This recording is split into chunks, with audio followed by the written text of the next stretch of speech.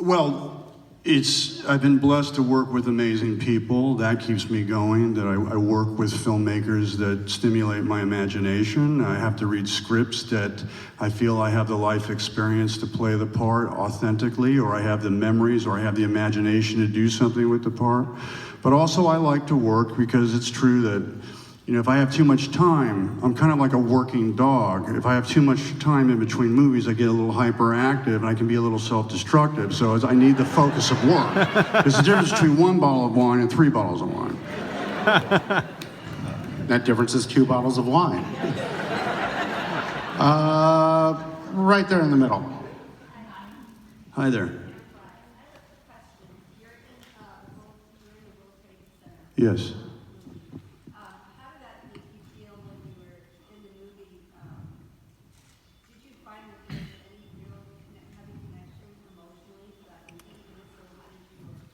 Well, I can tell you with complete sincerity that was the most high-pressure job I'd ever had.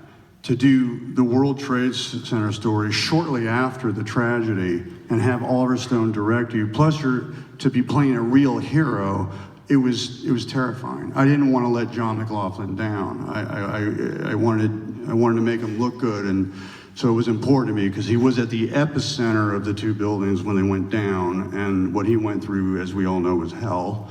And so it was nerve-wracking. But yeah, the emotions were, I mean, how could they not be there? I mean, they were all there all the time, but I was quite nervous when I made that movie.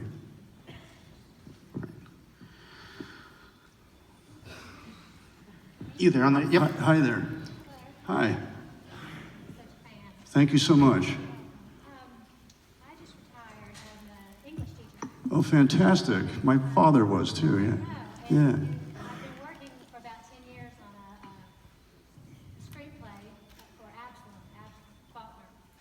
And I thought, well, if Nicolas Cage tells me it's not going to happen, do you think that the classics, like your dad, read, and I know you read, you're very well read, are those films, what's the chance of giving my screenplay or my ideas to? No, absolutely not. The classics are the source. They're the root, yeah.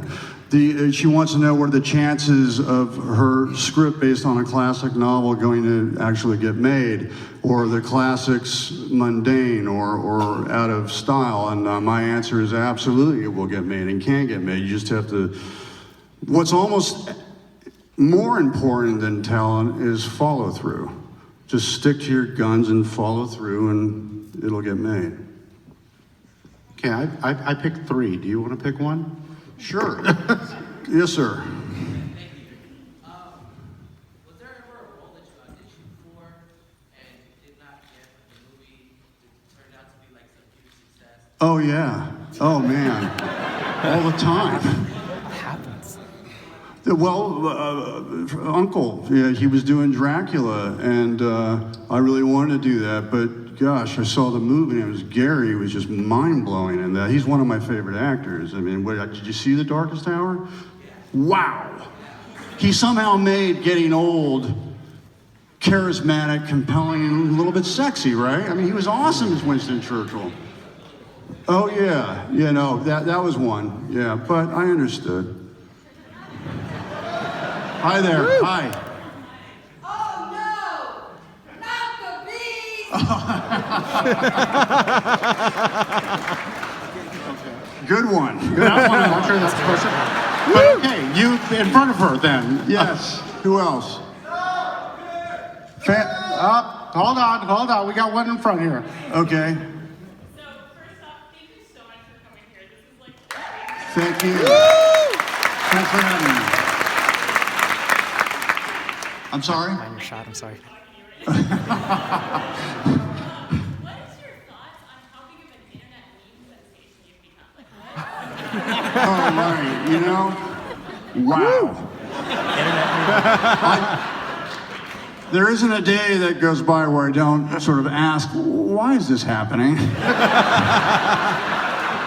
I mean, there really is a phenomenon. I don't get it. I can't even begin to understand why me? How come this happened to me? But okay, go for it and have fun. Price of fame, right? Yeah, what's up there? Hello, a hand back there? Hey there. Hi. I was curious if there was a dream or a nightmare that you recall that you'd be comfortable sharing with us.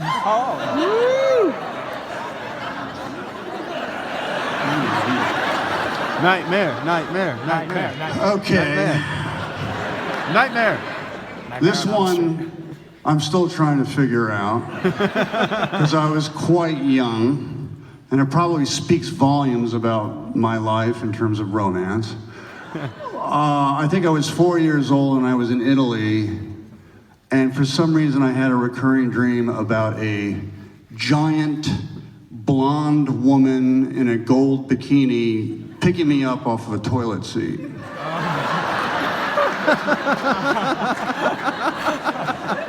Now that's going to be a meme in very short time. You said it. Yeah. I think I had that dream though. See, he had the same dream, so we probably had the same. We probably had the same love Okay, life. I think we got time for one more. Let's take one from the balcony. Yes, you there, waving your hands. Yes. Yes. Yeah. Okay. Candace. We lost you. You. Mr. Gabe, what was it like shooting the best opening scene to a movie since Goodfellas when you were in Snake Eyes? Oh, great question. Thank you, man.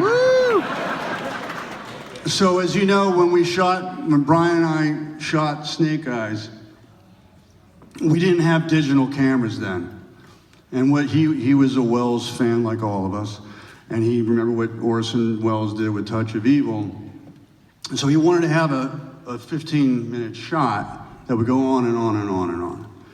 But then there was cans of film, and each can was 5-minute load. So we had to do 5 minutes, swish pan, reload, do another 5 minutes, swish pan, reload, and another 5. He called it no-net productions because we would rehearse it all day long, all day, and if you made one mistake, if you flubbed your line, didn't hit the mark, or dropped your prop or anything, you'd go all the way back to the beginning and redo and shoot it again. And it was exhausting. I don't know if I could ever do that again. I was different back then. Now I take 2 months to memorize my scripts. Then I could just memorize it on the day. It's different now. I'm 54 now. I was quite young then. Did you get that all done in one take? Yeah, we did it. We did it in one take. They all had to be one takes. Now we had done not in one take, but we would have to rehearse it, and there were several takes where things got messed up, and we'd go back to the beginning. So it took you a long time to get that 15-minute shot. It was all day of rehearsals, and then the last 2 or 3 hours of the day we started photography. And it was like that on Wind Talkers too. John and I, everybody would have to rehearse all day because there were so many gunshots and that movie. Sheldon. choreography that had to go into in terms of the sort of the John Woo ballet of violence, if you will. That was all day, and then we would shoot for the last 2 hours. Okay, so part of the reason you're here is because we have a virtual reality component to our festival, and you've got the Humanity Bureau, which is a new movie you've been in, and that has a VR component. So I think now Halfton's going to come out, and we're going to bring out some of the filmmakers who worked on the Humanity Bureau. And I also have a special treat. If we can get another chair as well, I want to invite my brother, Christopher Coppola. Oh, I think so. Christopher's no stranger to this festival. So, people, I was told 8:35. Okay. I've got chairs here. I think we're setting up. So, He's got a wardrobe malfunction. oh, they're going to come up and set them up for us. You know what we're going to do? We're going to take another question from the audience. Woo! Okay, right there.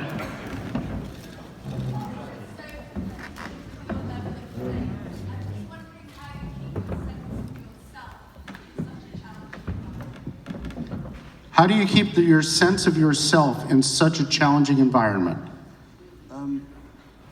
In terms of on the set, or just having chosen the occupation of being an actor? I think it's so easy to get caught up with the things some people do in your own PR and Yeah. how do you keep a sense of your true authentic self, who you I don't listen to any of it. I don't have any, forgive me, I don't have any social media, no Facebook, no Instagram, no Twitter account. I'm trying to, Know my twit face.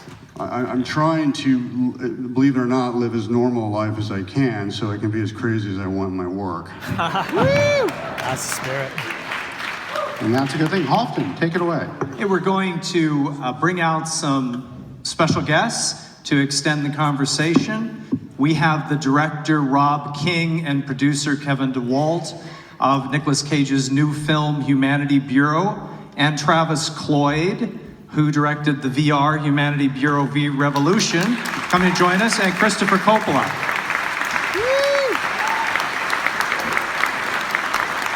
Brother from the same mother. And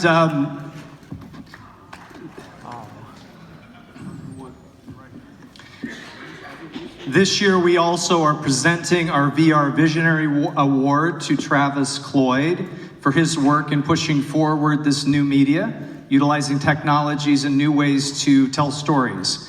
And Travis, I'll be giving you this award backstage. But Travis is our recipient this year, and now we're gonna have a little conversation about virtual reality and more. We'll continue on. Halfton. You want to give the microphone to them? I want to make sure we just don't have to share like one microphone amongst all of us. So I'm going to move over here. They're going to yell at me because I'm moving and getting out of the proper camera line for them, but I want to be able to look at you guys when I talk to you. So you're here with Humanity Bureau. Can you tell us a little bit about what this movie's about and how it came about? Geez, we were backstage listening to Nick saying, none of us are going to be able to match that energy, man, and now suddenly I get handed the mic. The Humanity Bureau, on a kind of bigger level, is about a world that's devastated by global warming, a world where countries and cities have decided to build walls around themselves to keep some people out. It's about a government agency that's been formed to determine a citizen's value, and an agent who works for that government department, which is played by Nick. But it's also on a deeper level about a man who's caught up in a certain nostalgia for the past and in a search for a son that he's never known. And that search collides with what was his reality up till then. So it's basically it in a nutshell, I guess. Absolutely. My friend Paul Schrader, he did a picture called First Reform, and global warming is in that movie in a huge elemental way. And he believes that we are all in the sweet spot of time, and that our children and our grandchildren really got a big crisis to contend with global warming. And he doesn't really think there's anything we can do about it. I hope he's wrong. But when Rob gave me the script, the Humanity Bureau, I saw an opportunity here to present this issue in a way where it could stimulate more conversation, and I think we did something pretty special together. That's great. And now there's also, of course, Humanity Bureau V Revolution, which is the VR component. Travis, can you tell us a little bit about that and what that brings to the table? Yeah, so, today we're given this wonderful opportunity to create and storytell in a different way than we ever have before. So, really, for the first time in 100 years of cinema, we now have this 360-degree landscape. And, because of where we're at in the day and age of virtual reality, there's not many places for that content to really be monetized outside of today delivering it to the application. So we wanted to create an experience that can generate a lot of awareness for the movie, but also allow the audience to not just watch the movie, but be in the movie, be able to experience something as if they were there. And in the case of this experience, we put it together as if they were the eyes of the Humanity Bureau. They had a chance to be able to absorb that content in this new medium. So for us, it was twofold. It was to create additional buzz and awareness for the content, but also, give people the ability to immerse themselves in this environment.